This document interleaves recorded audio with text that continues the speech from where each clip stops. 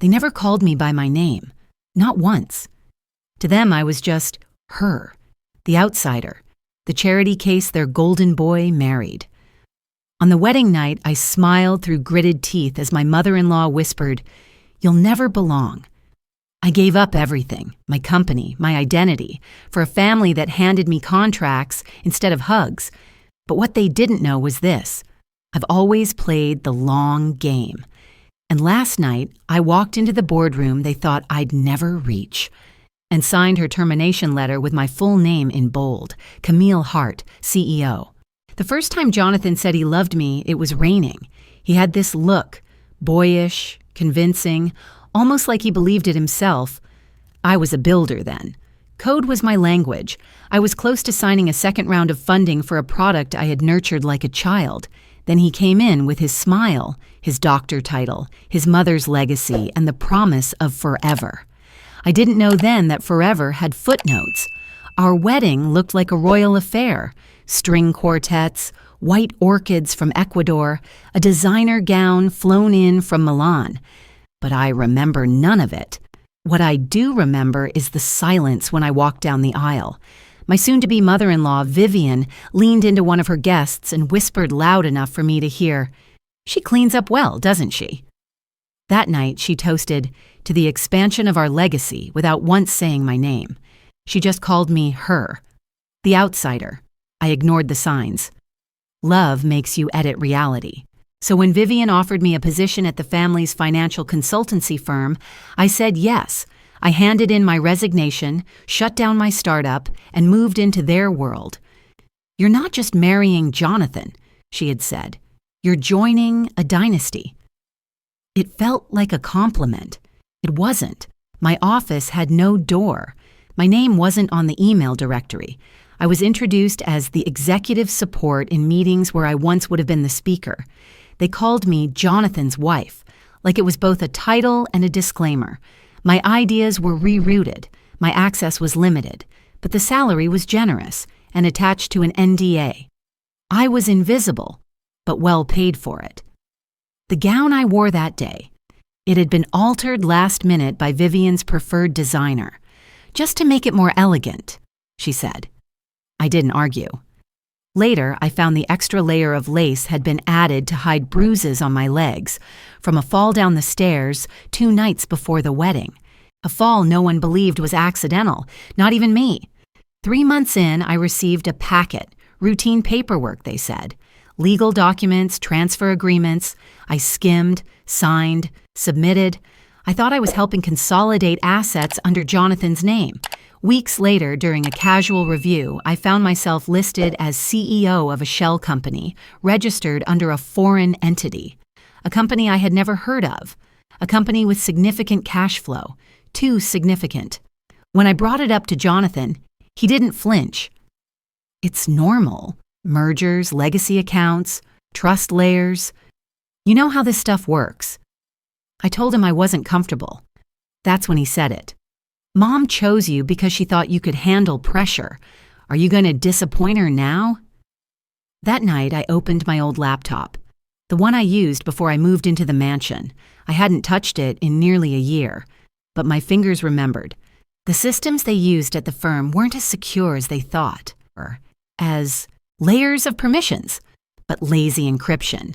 Within days, I pulled metadata, transaction trails, offshore transfers, and my name, always my name, popped up on every dirty file. I confronted Vivian in her office, alone. She didn't deny it. Instead, she smiled, cool and deliberate. "You wanted a seat at the table. This is what it looks like. Now either protect us or go down with us."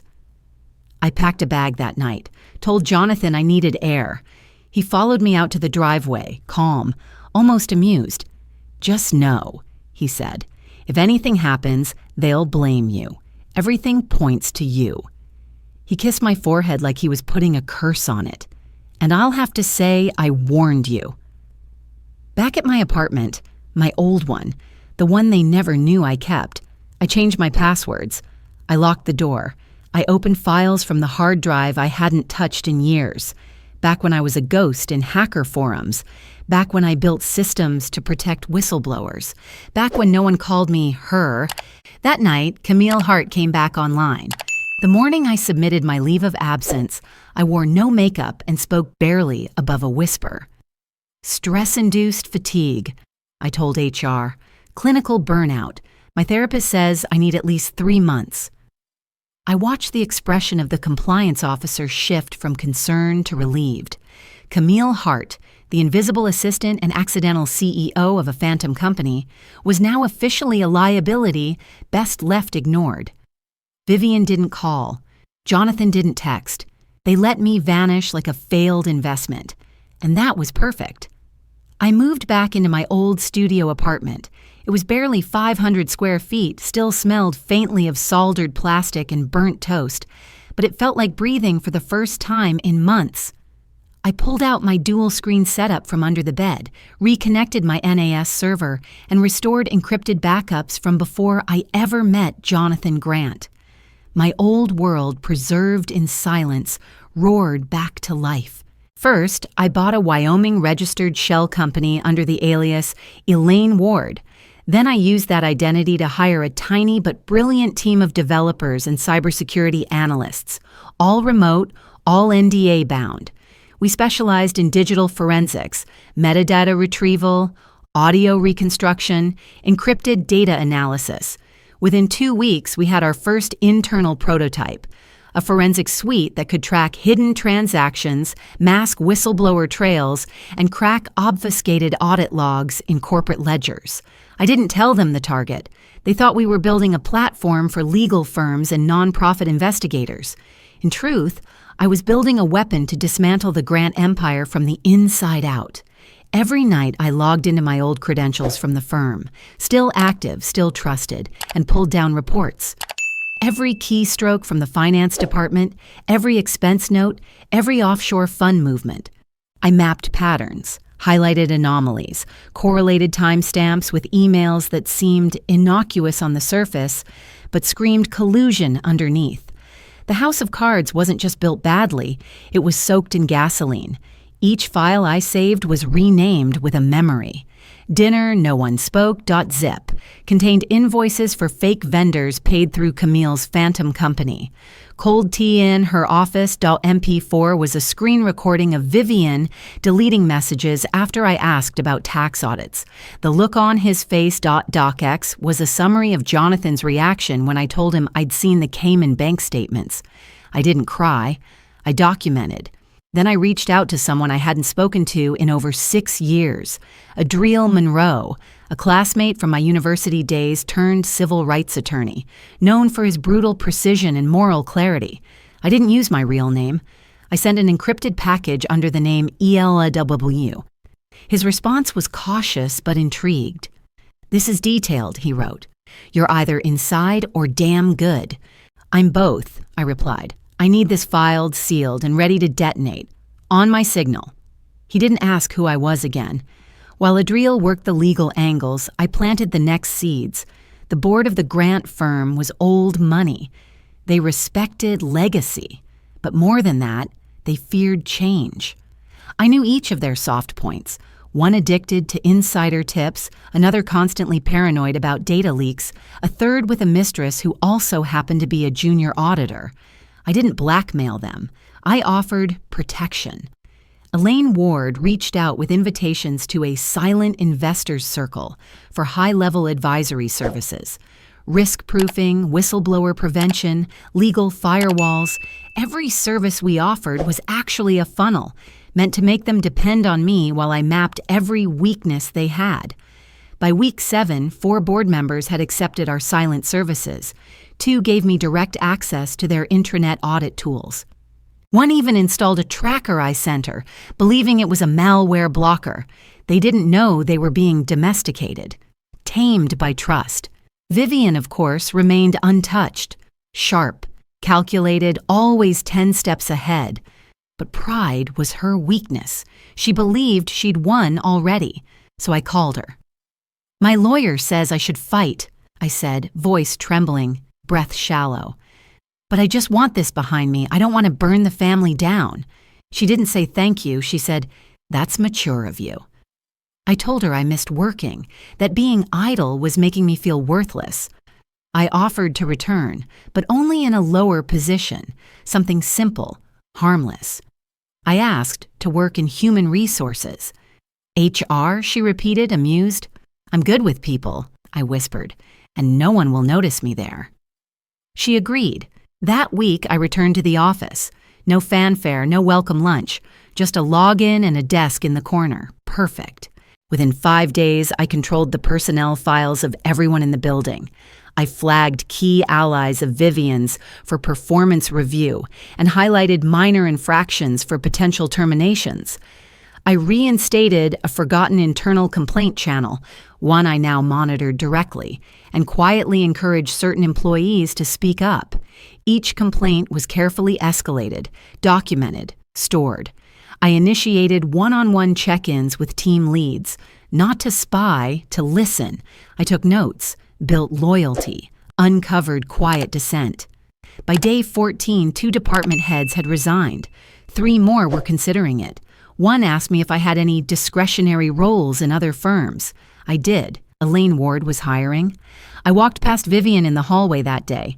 She didn't look at me, just sipped her espresso like she always did. Burning hot, no sugar. But she didn't know. She didn't know that the new head of compliance had been my college roommate. That the intern sorting documents in legal was a data science grad I trained.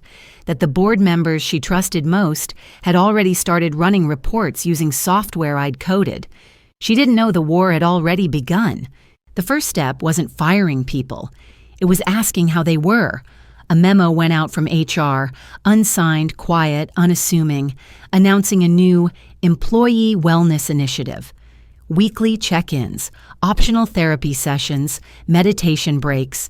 Everyone thought it was a PR stunt. No one questioned it. That's the magic of doing good things for strategic reasons. People let their guards down when you seem like you care. I scheduled sessions with every department lead, framed as informal conversations. I listened more than I spoke. I documented patterns: burnout, favoritism, unpaid overtime, toxic feedback loops, all things the company had buried for years. I repeated one phrase in every meeting: "That's not how we should treat people." They nodded. Some thanked me. A few cried. What I was really building was loyalty. Quiet, invisible, unshakable loyalty. Jonathan didn't like it. He started showing up unannounced to my office. "Just dropping by," he'd say, but his eyes were always scanning. My screen, my notes, my tone. One afternoon, he found me reviewing a series of anonymous employee complaints about his division. He didn't say anything, just stared, then walked out without closing the door. At home, he became quieter. He stopped mentioning board meetings. I stopped asking. Vivian's silence was more dangerous. She stopped appearing at the office altogether. She claimed to be traveling, attending leadership summits, meeting investors. But I knew she was watching, through her proxies, her long-fingered informants, embedded in legal, finance, PR. What she didn't know was that most of those fingers now reported to me. One board member, Mr. Lancaster, asked to meet me privately. Over lunch, he confessed that he was deeply impressed by the morale changes. "Feels like people aren't walking on glass anymore," he said. I thanked him. I didn't mention that his assistant had been forwarding me his emails for 3 weeks. Every Thursday, I ran a wellness roundtable with the board. We discussed stress, culture, balance. I brought in a trauma psychologist to speak about leadership empathy. They started talking about regrets, about pressure, about the old ways not working anymore. Some even stayed after the session just to thank me. One afternoon, I handed out printed workbooks with a quote on the front cover: "People don't leave bad jobs, they leave bad leaders." No one questioned who chose that line. They all just read it in silence. The dollhouse was beginning to crack. Then came the fire. It started with a whistleblower report, submitted to the Financial Crimes Bureau, an anonymous tip pointing to an offshore fund, routed through 3 shell companies, all traceable back to one name: Camille Hart. I was in a meeting when the call came. Legal, internal audit, crisis PR, all panicked. I walked to the boardroom in silence, carrying a folder and a USB drive. They were already there. Jonathan, grim-faced, the CFO, pale, a compliance officer I hadn't met before, twitching at every click of his pen. I placed the USB on the table. Everything you're about to accuse me of, I said, was created before I joined this firm. I have timestamps, metadata, user access logs, and I have one more thing, a motive. None of it is mine. Jonathan tried to speak. I raised a hand. This isn't about proving my innocence, I said. It's about proving your guilt and the system that let you bury it under my name. I played the audio file. Vivian's voice, clipped but clear. She's perfect, smart enough to do the job, naive enough not to ask questions. Gasps. A chair scraped back. The pen stopped clicking. I've already filed a civil suit, I said. Defamation, corporate fraud, identity tampering. I'm not asking for money. I'm asking for acknowledgement and removal of every document that ties me to this mess. The room was quiet. No one defended her, not even Jonathan. 3 days later, I stood outside the courtroom as cameras flashed. I didn't smile. I didn't speak. But inside, I was burning clean. Vivian's response came through lawyers. She was unaware of the full extent. She was misled by advisors. She will cooperate fully. But I knew the look on her face when she read the headline, Whistleblower CEO Fights Back. Family Empire Under Fire. She still thought she could salvage it. The old friends, the back channels, the favors owed. She still thought she could save herself. She didn't know the collapse had already begun. The offer came with a white envelope and a room full of silence. The chairman's voice shook slightly as he said the words, "We'd like you to step in as interim CEO." No one objected. No one even blinked. The boardroom, once soaked in tension, now felt like a church after the storm. They had seen enough. They had chosen. I didn't smile. I simply nodded. I'll review the paperwork. Inside the envelope was a packet signed by none other than Vivian Grant. On page 4, tucked between innocuous language about temporary delegation of executive authority, was a clause. Quiet, surgical, final. It confirmed her voluntary resignation from all leadership positions, effective immediately. Her signature looked as bold and unbothered as ever. She hadn't read it. She thought she was authorizing a temporary shift, a vacation from the mess, while she regrouped her alliances and returned once the smoke cleared. She never noticed the dagger in her own hand. I sat with the documents that night at my kitchen counter, under a flickering light bulb I still hadn't replaced. The ink smelled like victory, but the feeling wasn't triumph. It was clarity. I could take the seat.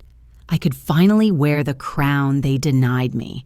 But that throne was already rotted. The next morning, I called a meeting with the board. "I accept your trust," I said, "but I won't sit in that chair. I'm recommending a different candidate." Murmurs. Confusion. Someone asked if I was being pressured. I wasn't. I introduced her by name, Lana Rios.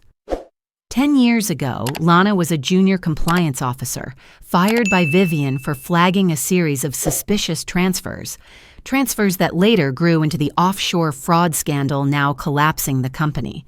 After her dismissal, she spent a decade consulting for non-profit watchdog groups, building systems of transparency, ethics, and digital security. She had no vendetta, just the truth. She was the kind of leader I wished I'd met before I stepped into this world. "She knows what broken looks like," I said. "She knows how to rebuild." The board voted, unanimously. When Lana walked into the executive floor later that week, she wore a simple gray suit and carried nothing but a notebook. She didn't need a grand entrance. Her presence was enough. Vivian still hadn't responded publicly. Her attorneys released a vague statement about family matters and deep respect for the transition. Jonathan disappeared into silence. No longer at board meetings, no longer relevant. Then the video dropped. It was a grainy clip, 36 seconds long, captured from a hidden camera, placed discreetly in Vivian's private office months before, during a time when I was still invisible.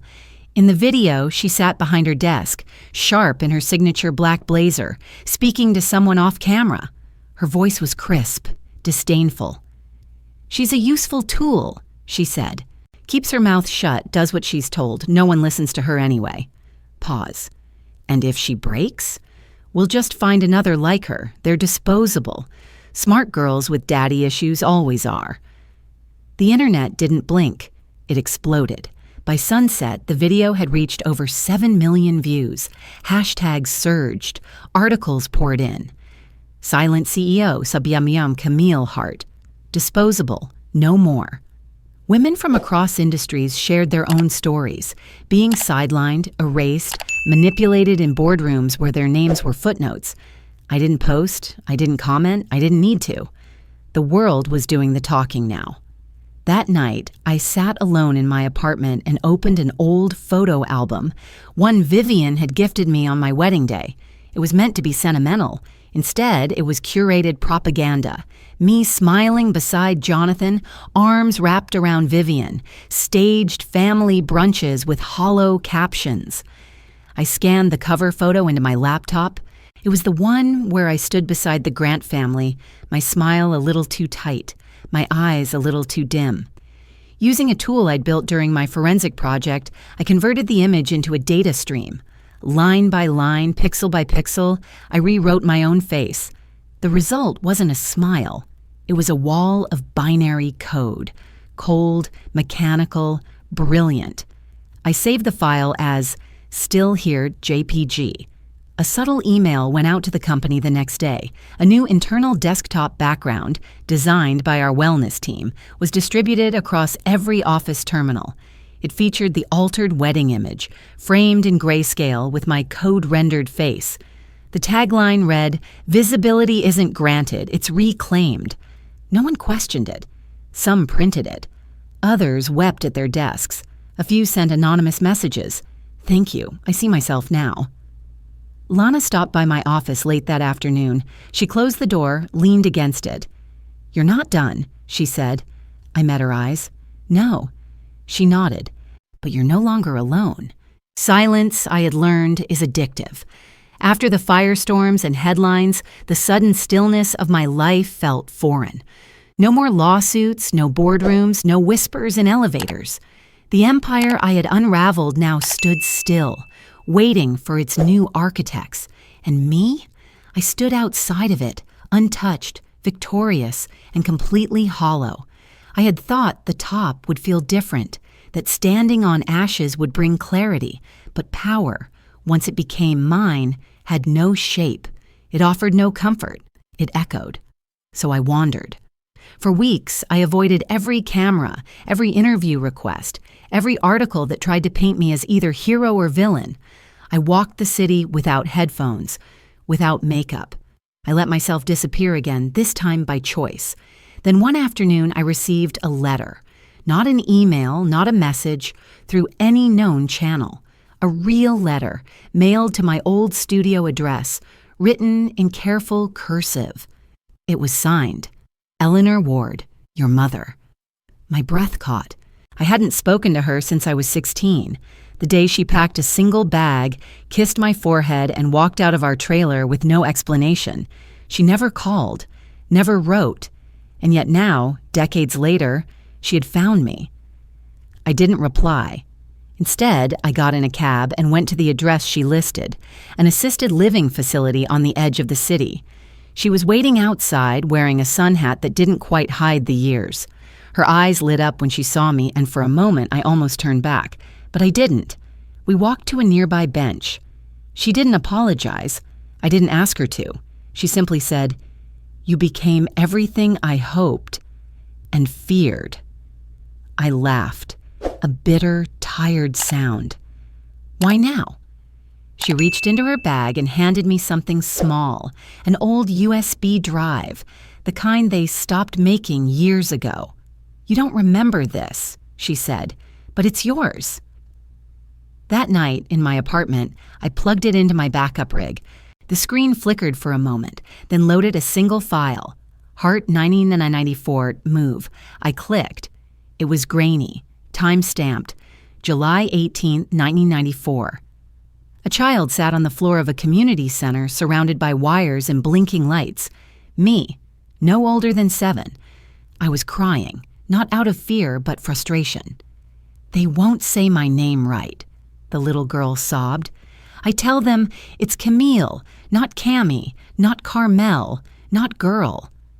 A woman off camera, Eleanor, younger, softer, replied, "Then make something big enough that they have to learn it." I paused the video. I remembered that day. It was my first coding camp. We had no money, but she had talked the instructor into giving me a scholarship. She had believed in me even when she couldn't stay. Maybe that belief was the only thing I'd ever needed. The next morning, I sat down at my desk and wrote a letter. Not to her, but to myself. It began, "To the girl in the video, the one who cried because they wouldn't say your name. I hear you now." It wasn't long, just a page, but every word mattered. I printed it, folded it, sealed it in an envelope labeled "Read Only When Lost." Then I placed it inside the same USB case and stored it in a safe. That afternoon, I called my team. Elaine Ward, Inc., the company I had built in the shadows, had grown into a quietly powerful tech consultancy. Its revenue streams were clean, its reputation untouchable. It could have gone public. It could have made me richer than I already was. Instead, I shut it down. I dissolved every partnership, sold off every patent, and transferred the entire liquidation value, $14.3 million, into a nonprofit trust. Its name, Women in Tech Refuge, a space for those like me, the overlooked, the underestimated, the erased. When I announced it in a quiet press release, the backlash came swiftly. Wasted potential? She could have ruled the industry. She walked away from power. I didn't reply. I didn't need to. Then the final twist arrived. Jonathan. He showed up at my door one evening, unannounced, disheveled, desperate.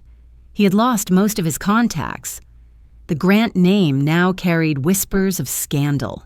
He said he was starting over, that he realized too late what he'd had. "I never stopped loving you," he said. "I thought you were dangerous, but you were just ahead of me." I looked at him, at the man who once kissed my forehead and delivered a threat in the same breath. I thought about all the moments I had rewritten myself just to stay in his world. "I don't hate you," I said. His eyes softened. "Then maybe—" I raised a hand.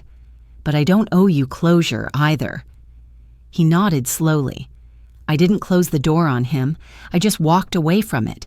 And that, I think, was the real power. I never planned to write the book. But stories, the real ones, don't go away quietly. They haunt your silences, echo in your coffee mugs, flicker in the screensavers you forget to turn off. After the company was gone, after Jonathan's shadow left my doorway, the story still stayed, unfinished, unclaimed. So I sat down at the same kitchen table where I had once forged digital war plans, and I began to type. It started as a journal. Just me, Camille Hart, recounting each step in a voice stripped of vengeance. I didn't name names. There were no villains, only choices, moments, rooms where people spoke too softly or too loudly, and a woman in the middle who had to choose whether to vanish or remain visible. It grew, day by day, truth by truth. And one morning, I found myself holding a 200-page manuscript about power, silence, and the art of unlearning what the world forces onto women who dare to exist loudly. The publisher didn't want to change a word. "It's surgical," they said. "You cut with precision." I asked them not to market it as a memoir. "Call it a guide," I said. "A blueprint." The title was simple, Still Here. On the cover, I insisted on one image, a rose, no thorns, just petals. People asked why. "Because the myth says women need sharp edges to survive," I told them. "But sometimes softness is the weapon. The absence of violence is what confuses them most." The book launched quietly. No big press tour, no TV interviews, just a single digital drop, a few social posts, and one quote. I didn't win because I was the loudest. I won because I knew when to be silent and when to let go. Within a week, it had spread faster than any article ever written about me. Screenshots of paragraphs circulated like hymns. Sentences I'd written in the dark were now etched onto coffee mugs, tattoos, wallpapers. Not because they were revolutionary, but because they were quietly undeniable. Women wrote to me, hundreds, then thousands, not just in tech, but in kitchens, classrooms, clinics. Women who had been called too much, too quiet, too emotional, too cold. They saw themselves between the lines. Then, one day, she showed up. I was at a bookstore in the corner of the city, the kind with creaky floors and staff who know your name. I liked sitting there in the afternoons, tucked between shelves, pretending to be invisible again. She couldn't have been more than 23, nervous, holding a worn copy of Still Here, with half the pages dog-eared. She waited until everyone else had left before approaching. I read it twice, she said. I didn't know someone else had lived it. I looked at her. Freckles across her cheeks, calluses on her hands, a fire in her voice barely contained. She said, My family, they keep saying I owe them everything, that I'm selfish for wanting a life that doesn't orbit theirs. But when I read your words, it was like, I wasn't crazy. I nodded slowly. You're not. She hesitated. I don't know what to do next. I reached into my bag and pulled out the old USB, the same one my mother had given me, the same one that held a video of a little girl demanding to be called by her name. I placed it in her hand. It's empty now, I said, but that means you get to choose what goes on it. Code, letters, music, evidence, dreams. Whatever your weapon is, this is yours. She held it like it was made of glass. I smiled. Build your own table. And if they won't let you, dismantle theirs. Later that week, someone asked me in a podcast interview, one I hadn't planned to accept, if I ever regretted not taking the CEO role when it was offered. I said, no. Why not? The host asked. Because leadership isn't about sitting in the tallest chair, I replied. It's about choosing which battles are worth your name. They asked me one last question. What do you want to be remembered for? I paused. I don't, I said. People won't remember my title. They won't remember the boardrooms or the resignations, but maybe, just maybe, they'll remember one sentence. I leaned forward. Don't fight for a seat at their table. Build your own table and take theirs apart silently. And then I walked off the stage. No applause, no spotlight, just a quiet woman in a gray coat slipping back into the world she had rebuilt from the bones of the one that tried to erase her. Still here. Always.